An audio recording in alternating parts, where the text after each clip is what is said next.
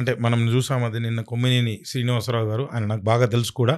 So ఆయన్ని arrest చేయడాన్ని కంబాలపల్లి గారు ఎలా చూస్తారు ఒక జర్నలిస్ట్గా, ఒక అనలిస్ట్గా? ఒకటండి, అందులో 2 విషయాలు ఉన్నాయి. ఒకటి, మన ఇప్పుడు నేను అమరావతి పైనే అన్నారు, అమరావతి పైనే జరిగింది అదంతా ఓకే, కామెంట్స్ అన్ని అందరికి తెలిసి. నేనేమంటున్నంటే ఇప్పుడు మన ఇంటర్వ్యూనే తీసుకుందాం, నేను ఒక కామెంట్ చేస్తా, అభ్యంతరకరమైన కామెంట్ చేస్తా, మీరు నన్ను ఆపకుండా నేను చెప్పగానే మీరు కూడా నవ్వారు అనుకోండి, మన ఇద్దరం కలిసి ఒక తప్పు చేసినట్లే. అంతే కదా.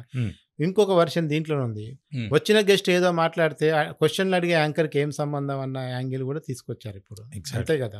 ఇప్పుడు నేను ఏదో మాట్లాడిన దానికి మీరు బాధ్యులు కాదు, మీ ఒపీనియన్, అది నా ఒపీనియన్, నేను చెప్పిన ఒపీనియన్.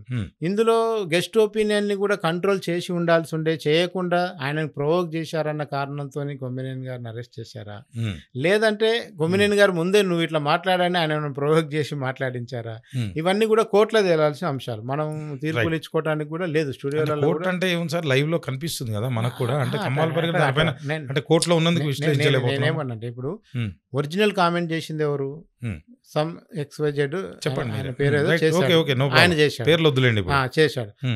దాన్ని హోస్ట్ చేస్తున్న ఆయన ఇంకొక ఆయన, ఒరిజినల్ కామెంట్ చేసిన ఆయనని A1 పెట్టారు, ఇంకెంతో కొంత.